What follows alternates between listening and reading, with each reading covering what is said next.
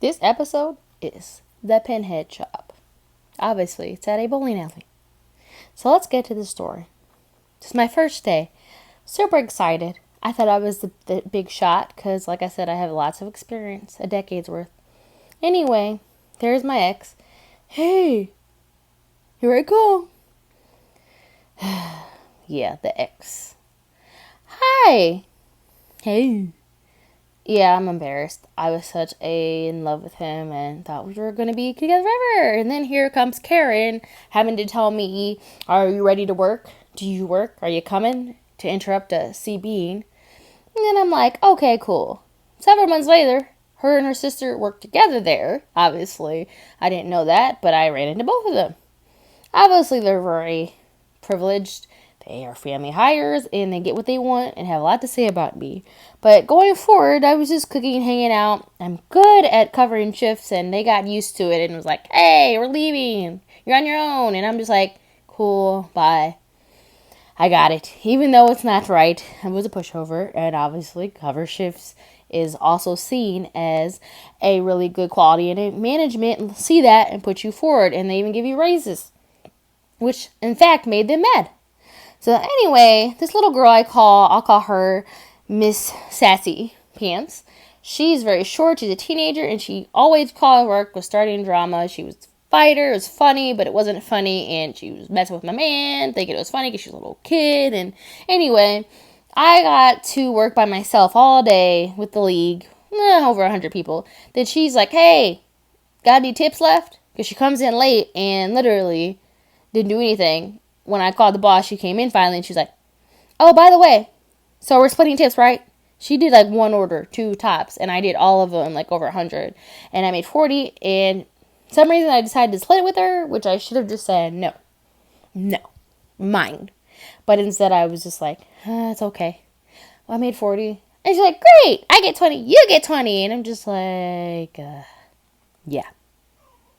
Like, now I can go do my nails. Like, I need my nails done. And I'm just like, yeah. So anyway, going forward, I'm obviously mad.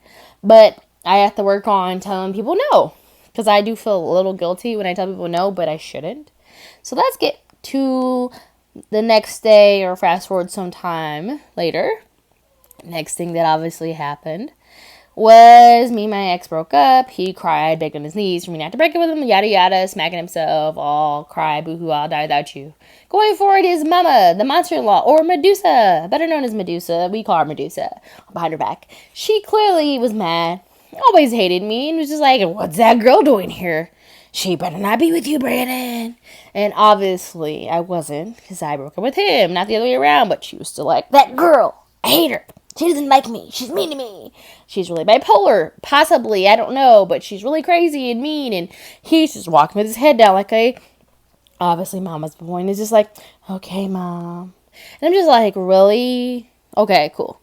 Well, anyway, I ended up just like getting threats all day for a week and harassed by his old coworkers because that week, after a couple of weeks of us being broken up, drama started, and the bosses chose me over him, allowed me to keep my job.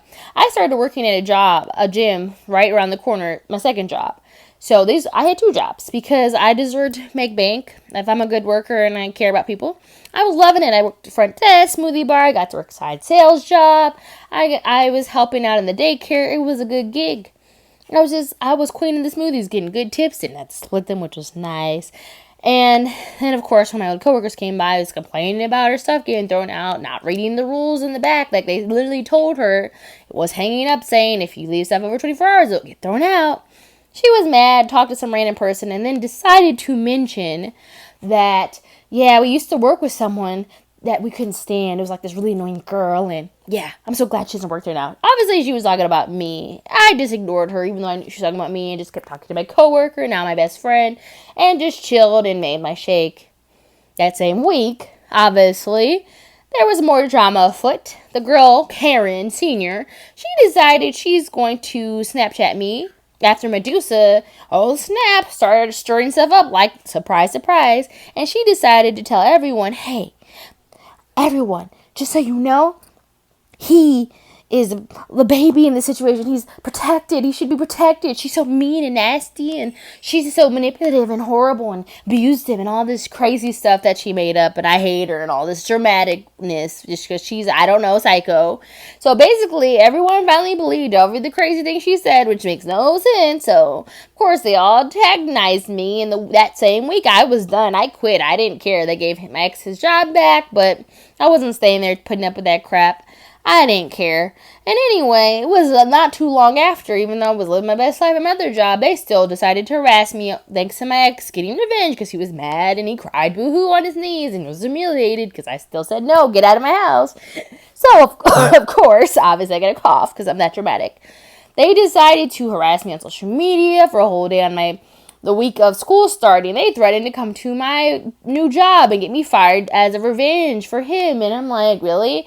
I'm threatening to call 911, get a training order. All of them got mad. And then Mrs. Karen Cedar got on Snapchat, calling me the dirtiest name, saying my makeup looked brown and dirty like me, and my skin and dirty and brown, and I'm a joke, and I'm a B word, and no one likes me, and she's going to come beat me up, sticking her little tongue out at me, thinking she's adorable. She's going to show up my job at the group and beat me up and get me fired, and just like, you're a psycho. And I'm just like getting madder and madder, going back and forth, and they're coming on my Instagram, my Snapchat, my Facebook. I'm like, how many outlets do you guys belong to? Go get a life. The entire time I literally did nothing wrong. I broke up with him. But you know, in the end of the day, what really sad part happened? Obviously, all of them didn't realize I broke up with him. So when one of them privately messaged me, who's like a mutual friend of me and him, she ended up saying, oh, you broke up with him? Okay, well, I'll let everyone know. Never mind. And I'm just like, huh? So if I had just started with, well, I'm sorry I broke up with him. Jeez, they would have been like, oh, she broke up with him. Have a nice day, Rachel. Anyway, they got me, and they all jumped me and got pitchforks and I'm just kidding. It was no. They're not that dumb. They didn't show up to my job, but I was really pissed that day. It was the worst month ever, though. Like, literally. But like I said, it's all good. But there is some honorable mentions I'd like to just place out there. The lovely burning of the arm. Yeah, I got burned in the arm. It's because a coworker was making a pizza for her boyfriend, not paying attention, not doing her job, and nice little burn. And then, of course, my ex's cousins decided they were going to come fight me one day when I was working there because some reason they just believed his mom. But yeah, so you can see on the side, she said whatever she said because she's crazy. The other one was a burn. And both of them are uncalled for. Anyway, these are the things. And regrets. Obviously, lots of regrets. No one needs to work here. The pinhead job, at least.